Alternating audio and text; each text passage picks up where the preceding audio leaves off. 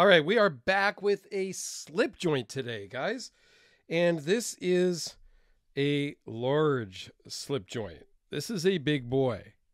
It's pretty light, weighs in at 5.4 ounces. This is from Boker Plus, and this is called the Bad Guy. Yes, the Bad Guy. And here is the part number and some stuff about it. You know, the skull, not my thing. Okay. I know a lot of people complain about the Chavez skull pocket clip. The skull pocket clip didn't really bother me. I mean, a little bit. I would have preferred to have a standard pocket clip, which they did start to include in more current versions. So I do, given an option, I prefer the plain clip. Given the option on this, I would rather not have the skull emblem, but I'm okay with that. So this is a slip joint. It looks really cool. I love the black and the red. That's really kind of my jam. So I do enjoy that. And I do like this kind of ground rock chip pattern on the scales with that faux bolster. What I don't love is the fingerprint magnet that this is. I literally wiped this off before I started filming. And you can see, if we zoom in even, that it's got, smudges and stuff. That kind of does bug me. Not going to lie about that. That kind of bugs me on this knife. It is a very upswept clip point blade, which probably is fairly useful because you can really get in there and do some work with the tip of the knife. I love the red G10 liners. Just looks great. Now this came to me from Professor EDC via Knife Center where he bought it. This is $113 from Knife Center. It is designed by Frank Sauville in France. D2, as you can see there. All in all, a good looking knife. Slip joint's not really my thing. Fits great in the hand. Little bit of a belly down here below your fingers so you can really get in and get some work done. It comes with a tool.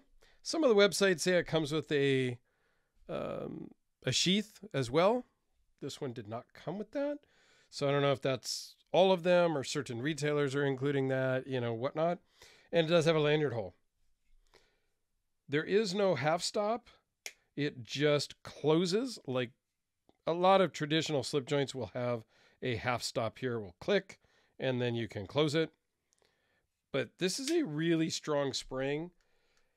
Yes, anything can close on your fingers, but really this one's in really good shape there. All right, so it's 4 5/8 closed, 8 1/8 overall, 3.4 inch blade. Behind the edge is 0.016. Blade thickness is 0.148. Weighs in at 5.4 ounces, as I mentioned.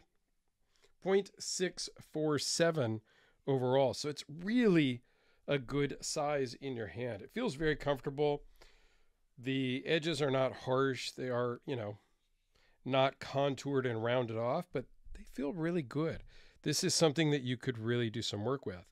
I think Professor EDC is really going to love this one.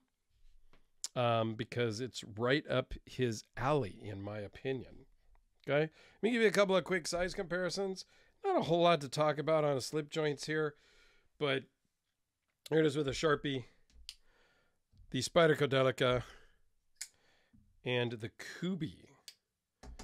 If we want to get into some more upper end stuff, because a lot of times that's my jam, and I know Professor EDC loves the Hellraiser.